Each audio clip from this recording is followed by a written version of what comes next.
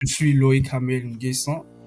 Je suis étudiant en Chine et j'étudie ce qu'on appelle le génie civil et je fais aussi le business. C'est-à-dire, j'aide les personnes à pouvoir faire les achats au niveau de la Chine jusqu'à leur pays, quelle que soit où la personne est, que ce soit en Afrique ou dans un autre pays en question. Alors, comment ça se passe? Comment on fait pour acheter de la marchandise en Chine? Et comment toi, tu peux aider quelqu'un qui aimerait acheter de la marchandise en Chine? Alors, aujourd'hui, je suis avec Loïc. Loïc Armel. Loïc Armel, bonjour. Comment tu vas? Euh, Bonsoir, chez moi ici il fait nuit, je vais très Ah, bien. ok. Mhm. Tu es où là en ce moment? Oui, je suis à Wuhan, précisément en Chine. Pour ceux qui connaissent pas Wuhan, Wuhan c'est la ville dans laquelle le coronavirus a débuté en question. Donc, Ah, quand c'est je quand dis même une façon bizarre de décrire Ouran. On pense au truc négatif, exactement, tu vois. oui, c'est un truc négatif, mais il faut dire que c'est ce qui a fait que Wuhan a été connu au vu du monde, parce que tout le monde ne connaît pas cette ville en question. C'est vrai que Ouais. c'est ça fait partie de l'une des grandes villes en Chine, mais c'est pas connu, à part Shanghai, Beijing et puis Guangzhou. Mhm. Les villes comme Wuhan, elles ne sont pas connues parce qu'on les appelle des villes secondaires en Chine ici. Donc, c'est Ok. pourquoi je donne ce thème immédiatement. Je pense que tout le monde va se reconnaître. Ouais, quand on parle du corona, Ouran, tout le monde est Ah, calé. exactement. Ok. Moi, je te remercie d'avoir accepté mon invitation. Alors, est-ce que tu peux te présenter pour les personnes qui ne te connaissent pas encore, qui ne te connaissent pas encore? Ok, je pense que y a pas tellement grande chose à dire concernant moi, mais Mhm, moi je suis Loïc Hamel Nguessan. Je suis étudiant en Chine et j'étudie ce qu'on appelle le génie civil en français et je suis en ma dernière année d'études en question actuellement. mhm, Et je fais aussi le business, c'est-à-dire j'aide les personnes à pouvoir faire les achats au niveau de la Chine jusqu'à leur pays, quelle que soit où la personne est, que ce soit en Afrique ou dans un autre pays en question. J'aide la personne à pouvoir faire ses achats et pouvoir les envoyer dans son pays. Et aussi, bon, j'ai d'autres business dont j'ai pas envie de parler, mais on essaie d'y faire, d'essayer de se démêler pour pouvoir avoir des sous, quoi. C'est un mhm. peu ça, ce que je Ok. peux dire par rapport à moi. Alors, vous l'auriez compris, aujourd'hui, on va pas parler de génie civil, on va pas parler d'autres business parce qu'il n'a pas envie de parler de ces autres business, mais on va parler de l'achat des marchandises en Chine, hein. Yeah. Euh, alors, comment ça se passe? Comment on fait pour acheter de la marchandise en Chine? Et comment toi, tu peux aider quelqu'un qui aimerait acheter de la marchandise en Chine? Ok. Il faut savoir que pour une personne qui n'est pas en Chine, elle va Mhm, forcément vouloir aller sur Alibaba, AliExpress pour pouvoir voir les articles en question qu'elle veut acheter. mhm, Et généralement, les gens viennent acheter avec des particuliers comme nous au niveau de la Chine parce que ils veulent avoir une personne qui va toucher le colis pour voir la qualité et la quantité en question. Parce que vous savez, avec les Chinois, il faut toujours se rassurer de ce que tu achètes avec eux. Parce que souvent, ils peuvent t'envoyer la mauvaise qualité, mhm, comme souvent, ils peuvent ne pas t'envoyer la quantité demandée en question. Donc, nous mhm, qui sommes, par exemple, au niveau de la Chine, nous avons ce rôle-là de pouvoir être les yeux des clients qui sont dans le pays, qui ne peuvent pas venir au niveau de la Chine ici, à pouvoir faire les achats ici.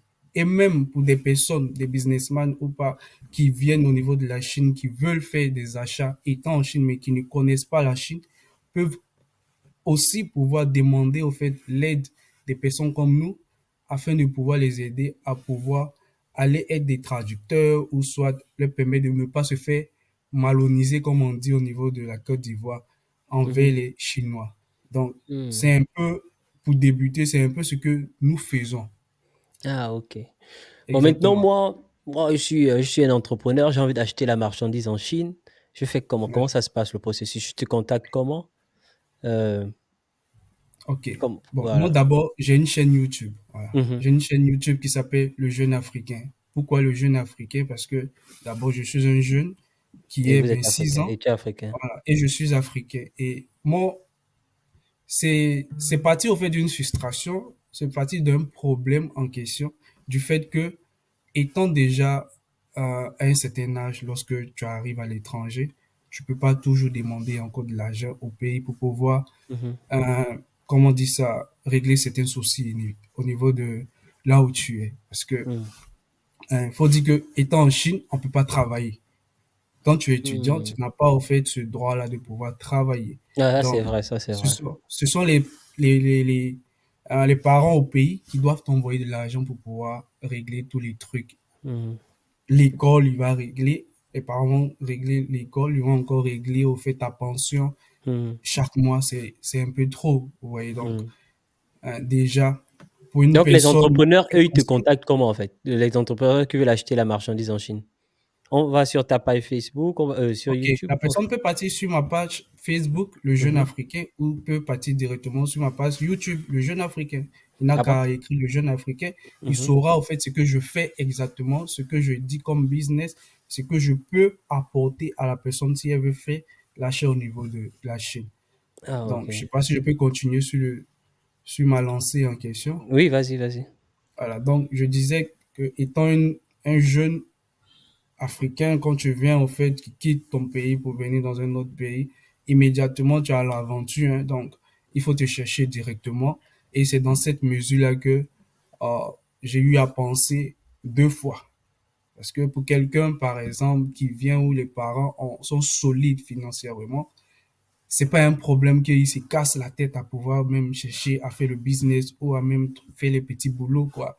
J'ai eu à avoir cette idée-là de pouvoir me lancer dans le business, aider les personnes à pouvoir faire les achats ici, pour m'aider moi-même et aussi pour aider certaines personnes qui n'ont pas d'abord des idées de business et qui ne savent pas comment faire les achats au niveau de la Chine.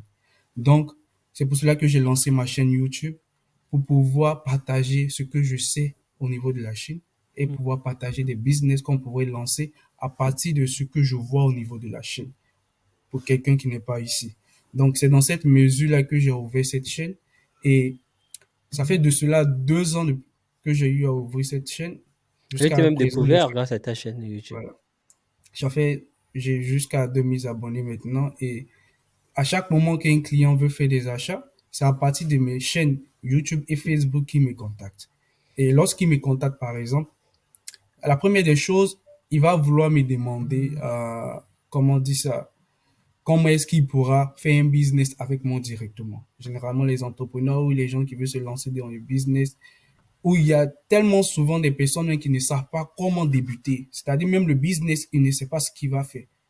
Il sait vraiment pas ce qu'il va faire. Donc, très souvent, c'est à moi de pouvoir lui donner une idée, le localiser, je dis localiser encore, comment on dit ça, l'orienter plutôt dans ce qu'il va faire, indépendamment du pays dans lequel il est, pour lui dire qu'est-ce qu'il pourrait faire, qu'est-ce qu'il ne devrait pas faire, afin de ne pas, en fait, faire des achats, aller faire la revente là-bas et ne pas avoir des gains.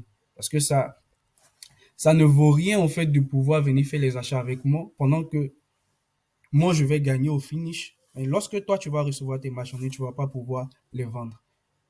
Au finish, c'est que toi, lorsque tu seras satisfait avec moi, quand tu vas finir de vendre tes colis au niveau de ton pays, que tu puisses revenir encore. Et c'est comme ça que le business va être durable jusqu'à ce qu'on puisse atteindre un point où on peut lancer d'autres business ensemble. Parce que lorsque moi, je me lance avec comment on dit ça, un client par exemple, je le prends déjà comme un frère qui me demande des conseils, qui me demande, disons, un service à leur rendre, mais qui est payant. Donc, Mhm. il va falloir que je le traite bien, je lui donne les conseils. C'est peut-être pas payant. Pour certaines personnes, les conseils même que je donne, il y a certains clients qui me disent que normalement, je devrais même faire payer ça, mais je ne le fais pas.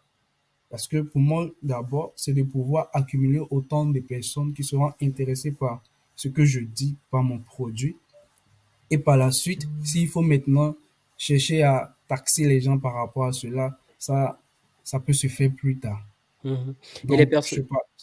et les Ouais. personnes qui te contactent, ils te contactent pour que toi, tu ailles acheter la marchandise pour eux, ou est-ce qu'ils vont en Chine et vous vous rencontrez en Chine, vous allez ensemble acheter de la marchandise? Comment? Non, généralement, tous ceux qui veulent faire les achats sont des gens qui sont dans leur pays et veulent que nous fassions les achats pour eux ici et pouvoir les Mhm. envoyer au niveau du pays. Mais il y a quelques rares clients qui contactent par rapport au fait qu'ils veulent venir en Chine. Mais jusqu'à présent, j'ai pas encore eu de clients qui est venu même. Ils m'ont contacté Hmm. par rapport à cela, mais ils sont pas encore venus. Hmm. Un peu ça. Ok. Et normalement, c'est quel genre de marchandises que toi, Vas-y. Moi, j'ai pas en fait des types de marchandises. Toutes sortes de marchandises que le client veut. Nous, on cherche les fournisseurs par rapport à cela pour pouvoir acheter. Que ce soit une machine, que ce soit même un véhicule, que ce soit en fait les petits articles de rien du tout, on les fait.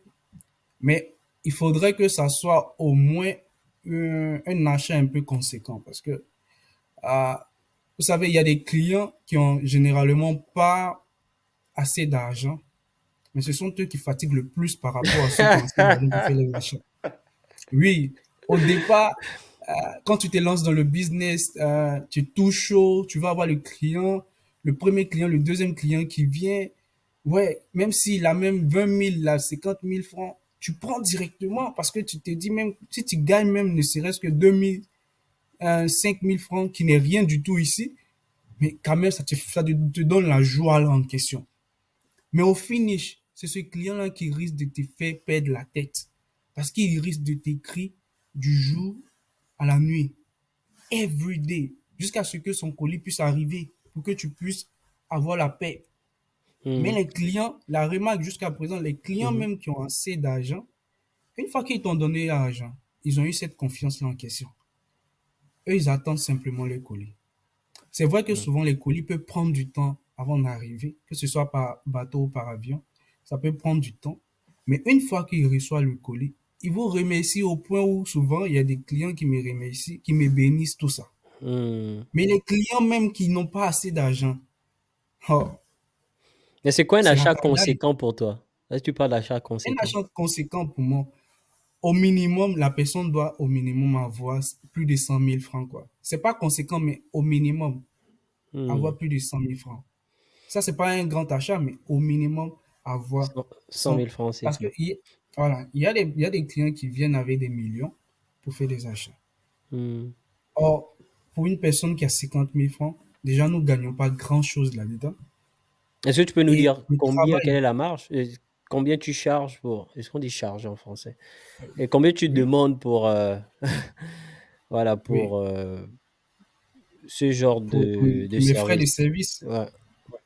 Pour mes frais de service, par exemple, pour un client qui veut faire un achat, immédiatement, moi, je lui envoie la grille. C'est 20% des frais pour les frais de service, c'est-à-dire 20% sur ses achats. Si par C'est-à-dire, exemple, si c'est 100 000 il francs, fait un achat, prends 20 000 voilà, francs CFA. il me donne 20 000 francs.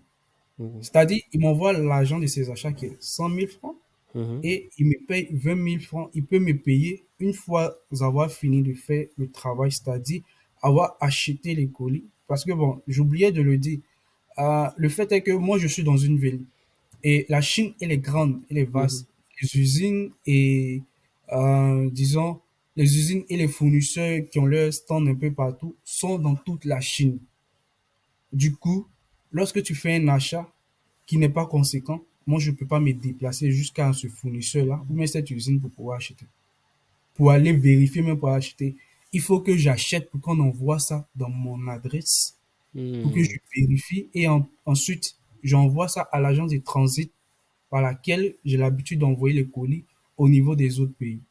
C'est Hmm. ainsi. Mais pour une personne qui fait un achat conséquent, nous-mêmes, nous nous déplaçons jusqu'à l'usine ou au fournisseur pour faire la vérification là-bas parce qu'on ne peut pas recevoir tout ça. C'est encore beaucoup plus de dépenses que le client va faire. On le fait, on fait les vérifications et autres et par la suite, on envoie à l'agent de transit pour envoyer ça dans le pays. Hmm. Super. Voilà. Et le paiement, ça se fait comment? Est-ce on t'envoie Ça, l'argent avant? Est-ce qu'on t'envoie l'argent? Est-ce que tu utilises ton propre argent? Ça se passe comment? il a commencé par ce que tu viens de dire. Mhm. Utiliser son propre argent pour payer achat des clients. Faut jamais faire ça. Hmm. Ça, c'est un, ça, c'est un petit tip que je suis en train de dire dans le business. Faut jamais faire ça là. Pour des expériences que moi j'ai eues, Mhm. faut jamais faire ça. Il y a des clients, tu prends ton propre argent, tu finis d'acheter. Après, lui, il te dit qu'il n'a plus besoin de ça. Donc, la marchandise reste maintenant dans ta main. Ouais. La marchandise reste dans ta main, maintenant, c'est toi que maintenant tu vas réfléchir comment tu vas vendre ça. Hmm. Et là, ça devient maintenant un casse-pied. Donc, ne jamais prendre, à moins que ça soit un client vraiment consistant qui vient à chaque moment. Pour des clients comme ça, moi, j'ai pas de mal si j'ai le cash sur moi à pouvoir le faire. Et par la suite, le client, il me verse de l'argent. J'ai eu des cas comme ça. Mais il y Hmm. a certains cas où, si c'est pour une première, deuxième fois que le client vient vers toi pour faire un achat, il ne faut jamais lui donner cette possibilité-là de prendre ton argent payé et le faire. C'est vraiment pas bon à le faire. Maintenant, Hmm. pour recevoir de l'argent, par exemple, ici, en Chine, c'est vraiment compliqué aussi. Voilà. C'est vraiment compliqué, surtout si tu es dans le statut d'étudiant. Et comme j'avais dit au départ, pour pouvoir faire un achat avec nous, le client a deux possibilités en question. Il a la première possibilité de pouvoir simplement nous envoyer l'argent de l'achat. On fait l'achat. Une fois qu'on a reçu au fait les colis en question au niveau de notre adresse, si c'est un achat qui n'est pas conséquent, on finit fait la vérification avant d'envoyer le colis par l'agent de transit pour envoyer ça dans son pays. Il nous paye. Ou il y a la deuxième partie où le client peut envoyer tout, c'est-à-dire l'agent des achats, plus les frais de service. On fait le travail et on envoie. Dans tous les cas, c'est le client qui paye les frais de transfert d'argent. Donc, c'est à lui de pouvoir décider. C'est pas à nous. Mhm.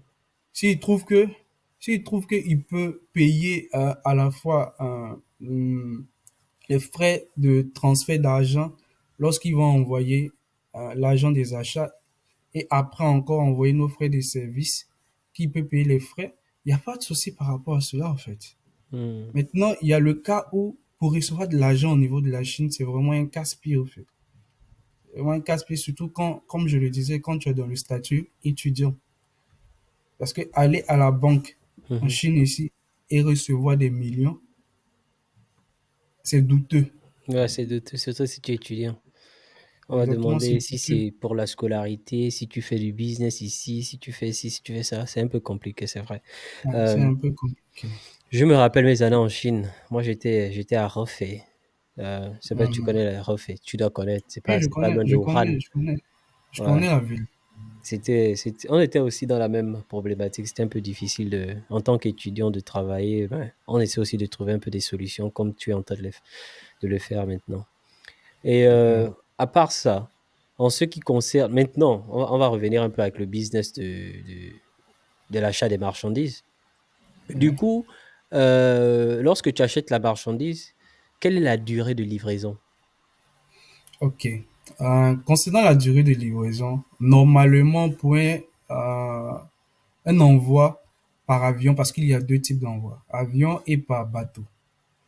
Pour un avion, pour un envoi par avion, par exemple, Mhm. normalement ça doit durer 2 semaines Hmm. avec les transitaires. Parce il y a comment on dit ça? Il y a le fait que envoyer les colis par DHL ou FedEx, c'est vrai que c'est pas aussi long, mais c'est très coûteux. Et les clients n'aiment pas ça déjà même. Qu'est-ce qu'on fait? On passe par des transitaires qui nous permettent de pouvoir envoyer les achats, mais ça prend plus de temps. Ça prend normalement 2 semaines, 14 jours, mais souvent ça déborde. Souvent ça peut prendre 3 semaines, Mhm. voire un mois. Je te dis que pendant le Covid, un colis que tu envoies par avion, ça te prend 3 mois. Ça te prend 3 mois. Ça, Et, c'était dans, pendant le Covid. et dans ce genre de cas-là, je suis sûr que le client t'appelle tous les jours. Oh, est-ce que ça a appelé seulement? Tu dors pas? Parce que moi, mon téléphone est à 24. Et comment on appelle, c'est connecté 24 sur 24. Parce que il y a un Mhm. truc, c'est que entre Africains, il y a certaines choses qu'on n'arrive pas à comprendre. Le client, il est roi. Donc, Mhm. le client, quand il te pose une question, le client a une préoccupation. Tu te dois de lui répondre. Mhm. Même si tu n'as pas une réponse. Mais il y a des gens qui ne le font pas. Donc, les clients à ce temps-ci là, Mhm. de Covid, il m'accélère quoi. Il Ouais, je vois. m'accélérait trop. Ouais, parce qu'ils Et ont bon, peur, ils ont dépensé de l'argent, ils ont besoin de leurs exactement, marchandises. Est-ce que ça va arriver? Est-ce que exactement. ça va pas arriver? En tant que client aussi, c'est pas facile, n'est-ce pas? Oui, c'est pas facile. Euh, Moi, je comprends parce que D'attendre sa j'ai été marchandise client. pendant Juste, plus d'un mois. et j'ai client aussi, donc je comprends un peu le mécanisme. Donc, c'est normal que le client ait au fait cette peur-là que la marchandise n'arrive pas, que ce soit une arnaque ou quoi que ce soit pour quelqu'un que tu Mhm. ne connais pas, que tu n'as Mhm. jamais vu. Donc, c'est normal au fait. Ouais. Donc, comme je le disais, la durée par avion, c'est normalement 2 semaines par les transits. Si c'est pas en passant par DHL, parce que DHL, c'est une histoire de 7 jours. Mhm. Et histoire de 7, il te dit 7 à 10 jours. FedEx, ça va plus que ça. Ça va entre 15 jours, voire 20 jours avec FedEx, quoi. Mhm. Maintenant, quand on passe par les transités, c'est 2 semaines, 3 semaines pour que ça puisse arriver. Mhm. Maintenant, il y a le problème. Le truc, c'est que ça dépend du pays. Il y a des pays où ça peut être entre 7 et 10 jours avec les transités là en question. Il y en a d'autres, ça peut être moins que ça. Où il y a certaines fois où quand le transitaire là en question, l'agence là a une opportunité d'envoyer un colis rapidement. Le lendemain même, le client peut recevoir son colis. Donc tout dépend en fait de l'occasion en question que l'agent de transit va avoir. Ok. Et il y a les express aussi, hein, il y a les express aussi, c'est-à-dire où ils arrivent à avoir des gens qui rentrent au pays, on leur donne les colis et directement, ça arrive au niveau du pays du client pour qu'il puisse Mhm. recevoir. Et souvent, les clients même sont surpris de voir que le client et le colis est arrivé rapidement. Mhm. Ça te donne des points. Mais quand une autre fois, le client vient faire les achats, il voit que ça prend 2, 3 semaines, c'est un problème en même temps. Oh, Maintenant, ok. il y a les bateaux. Le bateau, normalement, c'est 45 jours, 2 mois. Mais aussi, ça peut traîner souvent. Donc, moi, quand je fais, un client vient vers moi, je lui dis directement quel genre de problème il peut y arriver. Donc, quand tu te lances avec moi, tu sais déjà. Après, quand il y a un problème, tu viens me dire telle chose, je te montre directement le message que je t'ai envoyé Mhm. avant qu'il y ait des problèmes. Parce que si c'est dans le cas où il faut rembourser, tant que j'ai eu à te dire au départ, un truc que tu as été d'accord. Il n'y a plus une histoire de remboursement jusqu'à ce que ton colis arrive. À moins que le colis soit perdu. Là, je cause avec l'agent de transit. C'est même pas encore arrivé, mais là, tu causes avec l'agent de transit pour voir comment est-ce que il faut le faire le remboursement du client. C'est simple, quoi. Ouais. J'ai même oublié de te poser cette question dès le début de notre interview. Pour- pourquoi, ou bien, comment t'es arrivé à commencer ce business-là? Qu'est-ce... Ça, c'était dans le temps de Covid. Ça, c'était Ah, dans le temps de Covid en 2020. Parce que lorsque moi je suis arrivé en Chine, je me suis immédiatement lancé dans les histoires de business study. Je faisais l'achat-revente. J'achetais, j'envoyais au pays pour vendre. Mais c'était toujours la catastrophe. Parce que les gens au pays pour vendre, c'était la catastrophe, quoi. Donc, il fallait maintenant penser comment est-ce que je pouvais faire de l'argent ici sans pour autant dépenser.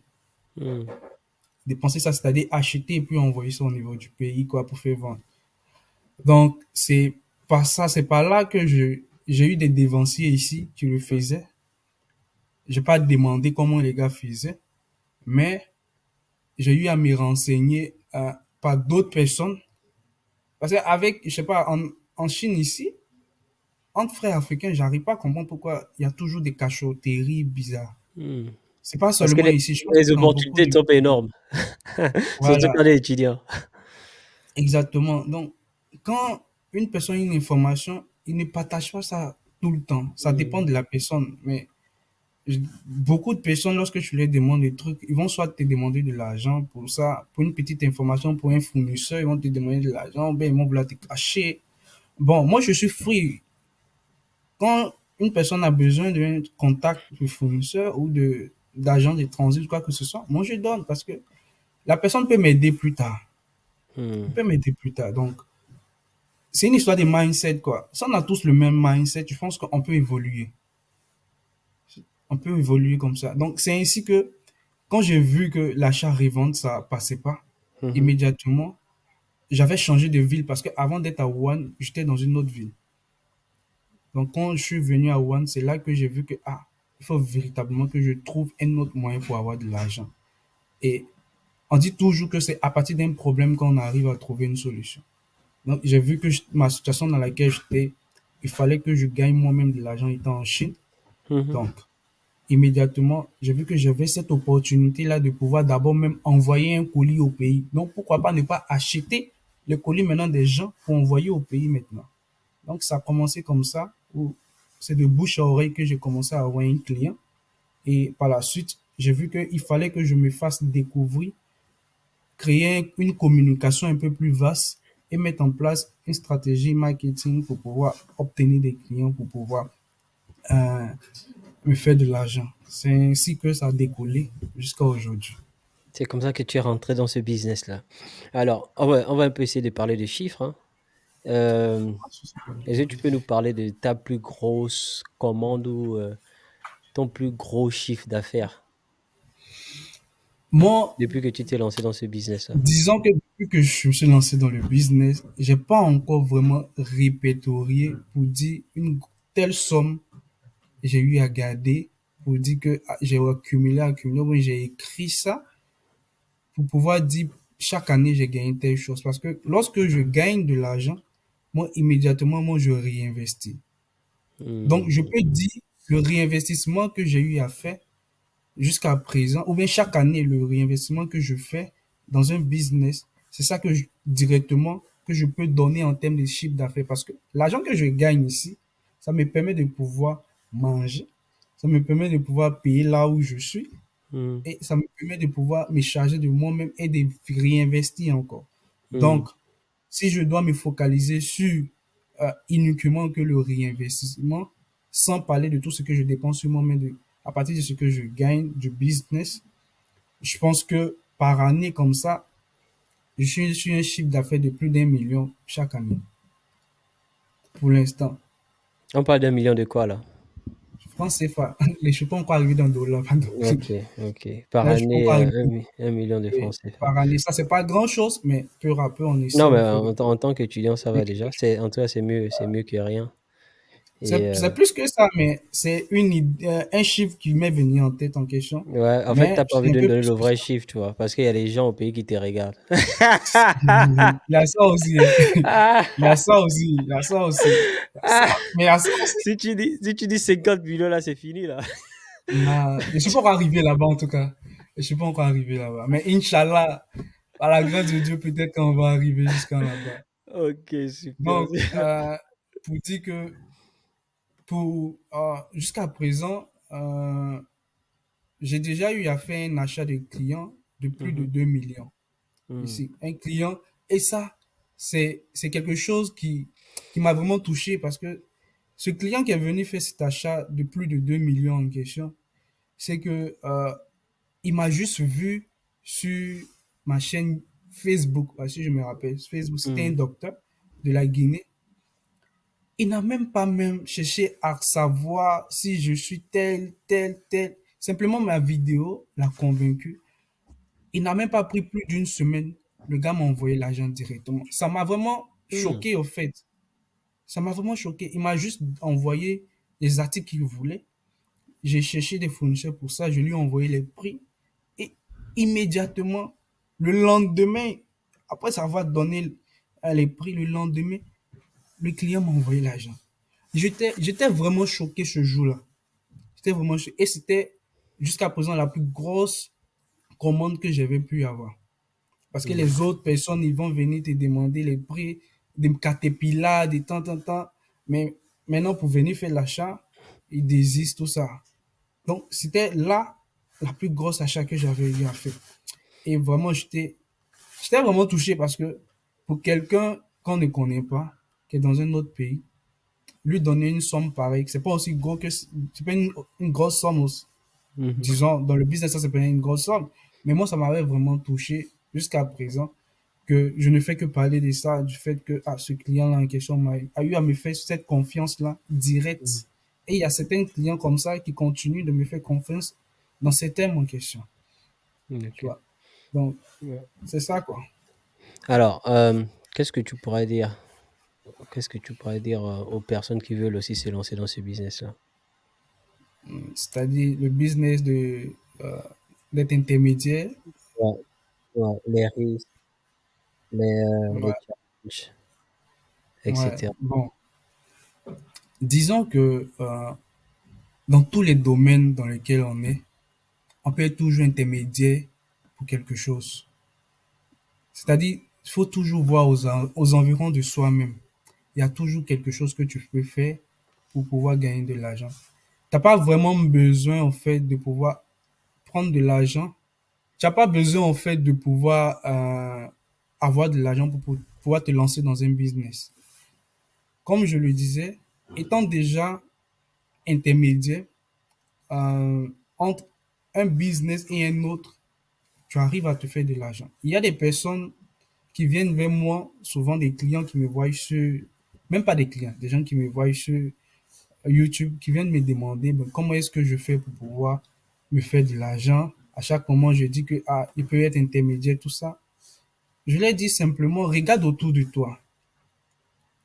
Est-ce qu'il y a un business qui t'entoure où toi tu peux t'inclure à l'intérieur et te faire passer pour un intermédiaire entre les clients et le business de la personne. Mais il faut d'abord avoir la confiance du business de la personne en question qui a eu à lancer son business afin de pouvoir lui envoyer des clients. Et quand tu lui envoies ces clients, tu te fais des marges dessus. Mais ces marges-là, il faut pas exagérer aussi dans les débuts.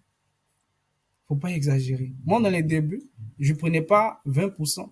Les 20% en question, c'est au fur et à mesure que j'ai eu à structurer et à me dire qu'il fallait que je donne une somme exacte pour pouvoir le faire. Auparavant, je mettais seulement pour mon dessus et j'arrivais à gagner pas grand-chose. Mais après, lorsque j'ai eu à structurer, à donner un pourcentage, je vois que ah, j'arrive à d'abord savoir en question ce que je vais gagner directement à partir de l'achat d'un client direct. Donc, pour quelqu'un qui veut se lancer dans le business de ce genre, c'est-à-dire le business d'intermédiaire, il faut d'abord qu'il sache que dans les débuts, il risque de ne pas avoir des clients. Il peut Hmm. taper 2, 3 mois, 5 mois, il ne va pas avoir client. Parce que même quand tu es dans le business là pendant des années, il y a des Mhm. mois même qui n'ont pas un client. Mais si tu te décourages à cause de ça, tu vas jamais persister, tu vas jamais avoir ce client-là en question parce que c'est un client qui apporte un autre. Et il faut Ouais. se faire découvrir. Il faut se faire découvrir. Ne reste pas dans ton salon, mais ne reste pas dans ton coin et pensant que non, tout le monde va te connaître à la fois. Tu es qui? On ne te connaît pas. Tu n'es pas une guette de personne. Tu n'es personne. Ouais. Moi, si j'ai jusqu'à 2000 abonnés maintenant, c'est parce que j'ai voulu me faire connaître. Mhm. C'est quoi, moi, on m'a pas dit. Moi, mon papa, par exemple, me disait au départ de ne pas me faire connaître sur les réseaux sociaux, de rester tranquille. Mais je t'ai dit que jusqu'à présent, c'est mon papa qui va même liker mes vidéos jusqu'à partager. Mhm. N'écoutez pas aussi les gens qui sont autour de vous, même vos propres parents. Parce que vos propres parents veulent votre bien, mais peuvent vous donner un conseil qu'ils pensent être bien pour vous, mais qui peut-être pas, qui ne pourra peut-être pas vous arranger dans votre situation actuelle, quoi. Faites ce que vous pensez être bon, qui pourrait vous apporter de l'argent. Parce qu'on est dans un monde capitaliste au point où l'argent, en fait, est le nerf de la guerre, c'est le centre de tout. Donc, tu Mhm. n'as rien, tu peux pas avancer. Donc, il faut toujours, tu n'as rien là, il faut toujours créer une situation pour pouvoir te permettre de pouvoir attirer l'argent à toi.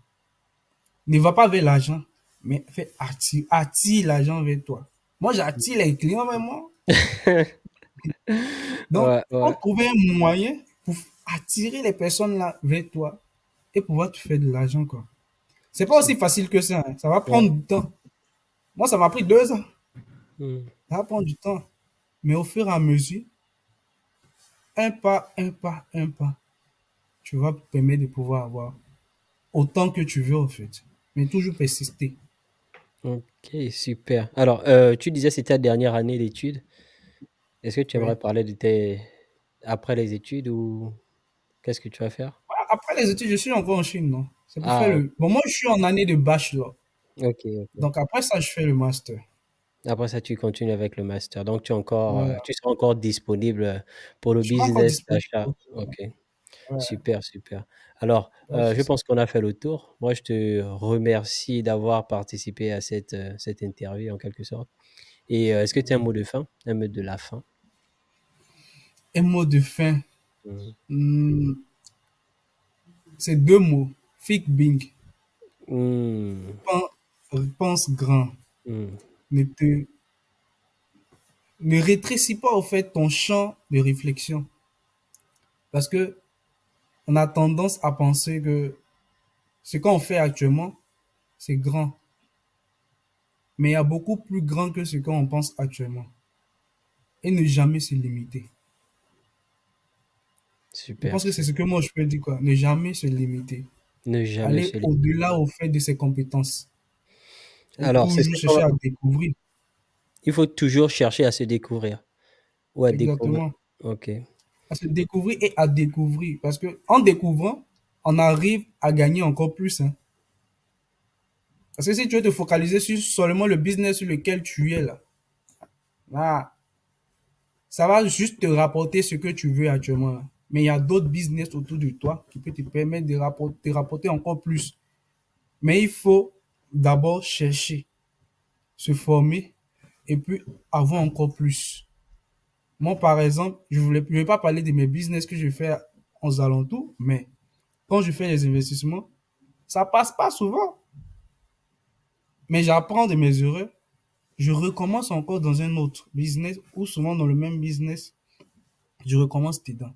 Mais je sais que à force au fait d'essayer, essayer, ça va me, comment dire, ça me permet de pouvoir à la fois gagner en connaissance et aussi à la fois pouvoir me permettre de pouvoir progresser et gagner encore plus. c'est Donc, que si je me limite au fait que, parce que j'ai fait un échec là, je n'ai pas cherché à découvrir pourquoi est-ce que j'ai eu à faire cet échec et à pouvoir découvrir un peu plus par rapport à ce business, je serai limité et je ne vais pas penser plus grand que ce que j'ai actuellement. Donc, c'est de ce contexte-là que je dis think big. think big. Don't just stay on the position that you are. Go far and you will Hmm. get what you. Ce qui est sûr, c'est qu'avec ce mindset, je pense que dans 5 ans, je serais pas surpris de te voir milliardaire. Ça, c'est ce qui est sûr. Par En la tout cas, grâce c'est de ce que je Dieu. souhaite. Par Et la grâce merci de Dieu. encore, Loïc Carmel. À toi de même, merci. Ciao. Yeah.